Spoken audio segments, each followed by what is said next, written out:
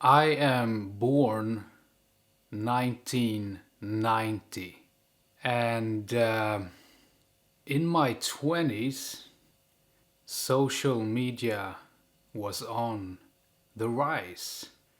And so I kind of just I was going with the flow, and people were talking first about Facebook, and you get an account because everybody else is getting an account, and they talk about it, and you want to be one of the guys, one of the people, as we all, as most of us do, I guess. And so you get an account, and then further down the road, later on in my 20s, people started talking about Instagram. You heard a lot about Twitter everywhere, and eventually I got accounts there as well.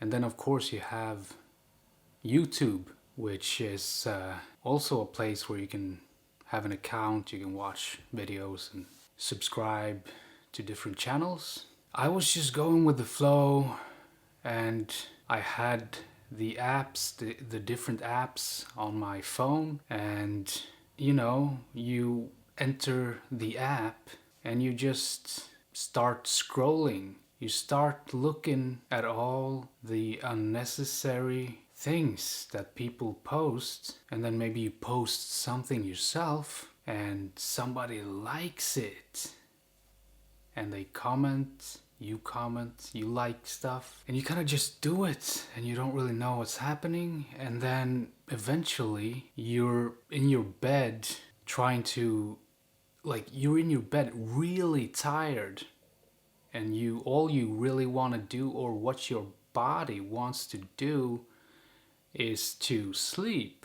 But for some reason you just keep scrolling, and then you find an article or a post while scrolling, and it fucking upsets you. Something upsets you, and your body is tired as hell, and now you're super mad and provoked. And so it's hard to sleep when you are super provoked and mad, and then you don't sleep, and then you feel bad, and to counter feeling bad, you keep scrolling because you need to tackle your anxiety, and the anxiety that you got from being provoked by the thing that you read or saw.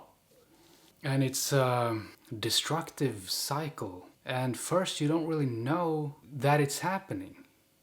You're like, because everybody's doing it, so you don't really see that the app, the scrolling, is the problem. It's not the article, it's not the post.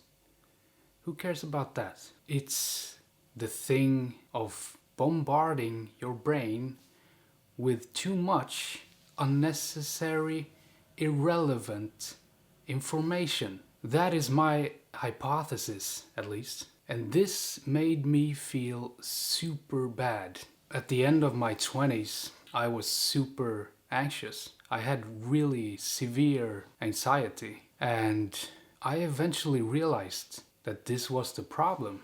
And so I just stopped. I removed all of the apps from my phone, because the smartphone is the problem, because you always have it. You can always have it in your hand. I still have some accounts. I want to delete them, and I will probably delete more accounts. I might keep Facebook because I have contacts there that I don't have anywhere else. So I might keep that. But I don't have anything like that on my phone anymore. And I don't miss it at all. And I can recommend that, really. I mean, I'm not a perfect human being, like having done that.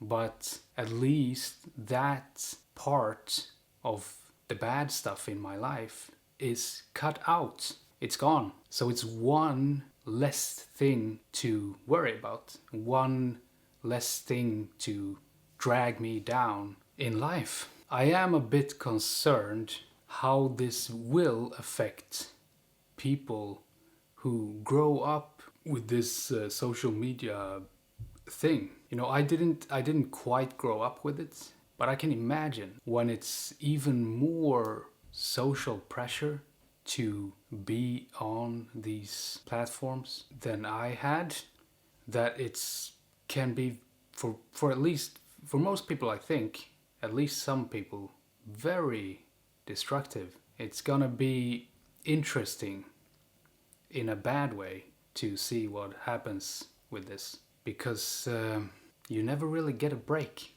Constant bad feelings, and then you feel bad, and then you wanna cure your bad feelings by watching more content. And I felt horrible.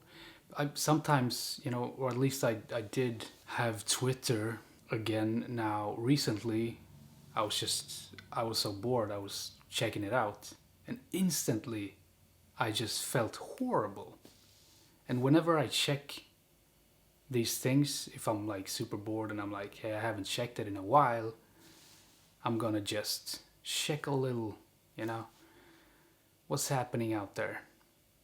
Instantly, every time, I feel horrible. So it just reinforces the fact that I made a good decision, and I just can't stand it anymore. And I want as little of that in my life as possible. And I'm not saying that you can't have a healthy relationship to social media and that you cannot participate in any way. I'm not saying that at all. And it's probably different for different people. I'm just saying that for me, it doesn't work. I just feel like shit. I still have like apps that helps me out in the world. I don't know what that would be like.